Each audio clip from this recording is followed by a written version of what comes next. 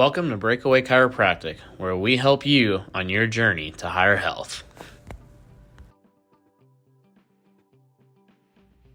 Hey guys, what's going on? Dr. Hasher with Breakaway Chiropractic. Guess what? School's back, so we're going to talk about backpacks. We're going to talk about the best ways to wear your backpack for the best posture, and we're also going to talk about how certain ways, like wearing it on a single strap like this, can hinder and hurt your body. So if you're about to go back to school, if you're a student or if you're a parent, be sure to watch this video in its entirety. If there's any questions that you have about different backpack postures, comment below and be sure to like and share our page for all your family and friends that are about to start their next school year journey. So first, we're going to go through a few segments of how not to hold your backpack. So be sure to watch these and comment below to see which ones you like the best.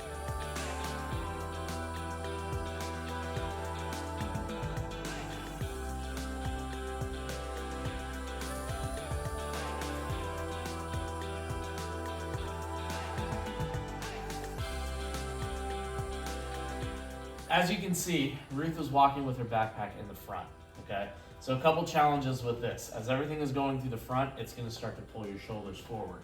So as we're rolling through here, if we don't have a good extension into our mid-back, we're gonna cause shoulder forward rounding, which is gonna put more pressure on our neck and also our shoulders and our traps. Also from here, Ruth also is a female, so she has a chest. As females have a bigger chest and they're holding their weight on the front side, we'll start to lean more forward. So as we lean more forward, it starts to put more pressure on the low back as well. So this is not the correct way to hold your backpack. So if you find yourself holding your backpack like this, I think it's time to switch it up.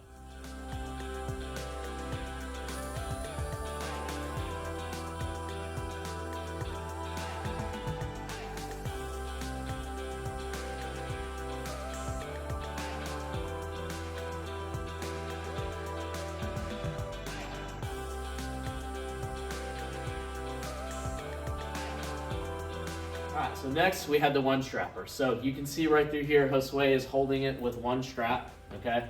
So a couple things that we notice when he's holding with one strap, especially when you have a lot of weight in your backpack. Alright, so you can see how this right shoulder is coming down. We're starting to droop like this. What that'll do is it'll start to tighten your neck and your shoulders. Also, for people that sleep on their side like this, shoulders are already tight, so it's just gonna add more strain to that. That can lead to numbness and tingling possibly as time goes on and there's more strain put onto those muscles, all right? As you can see through here, this side has to stabilize a lot higher. So as we're doing that, one side is overstretching, the other side is overcorrecting, and it's basically pulling those muscles tighter to hold and stabilize. Now, as we look at his hips, you can kind of see he's leaning to that side, so he's shifting his hips more. So as we're walking, we're shifting our hips out to the side, which inadvertently will start to cause you to lean this way, which will cause more pressure into your low back, right through here, as you see he's shifting. So you can see the right side of his spine compressing, the left side is overstretching through there. So if you figure that you have neck and shoulder pain or even low back pain from carrying your backpack, this is a part of the reason why.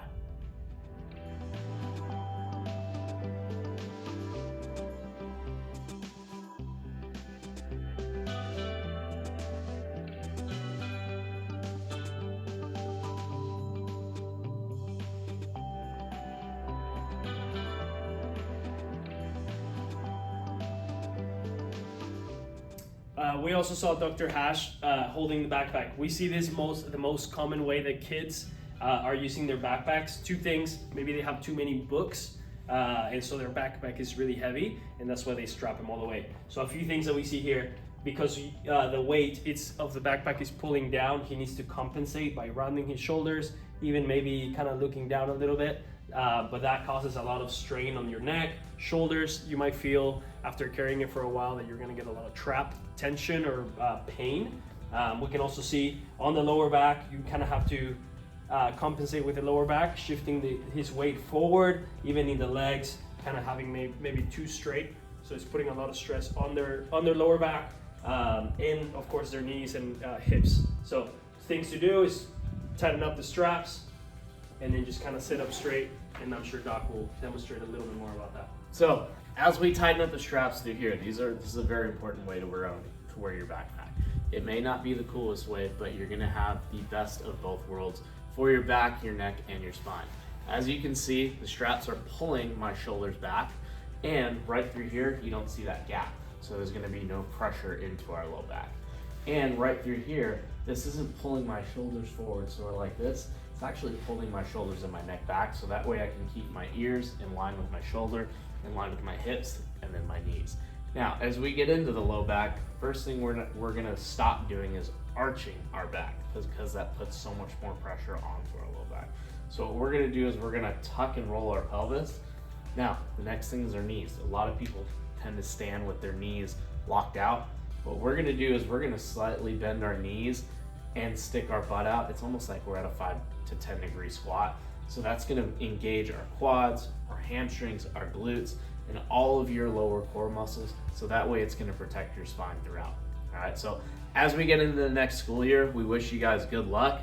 If you guys have any questions in regards to posture, in regards to how you're walking and how you're holding your backpack, if your kids are starting to complain about neck pain, back pain, headaches, anything like that, even numbness and tingling, you'd be surprised at how much of that stems from carrying a backpack and the amount of pressures that are put onto our bags and our back and our neck and our shoulders throughout the day. If you guys have any questions, let us know. Thanks for watching, guys.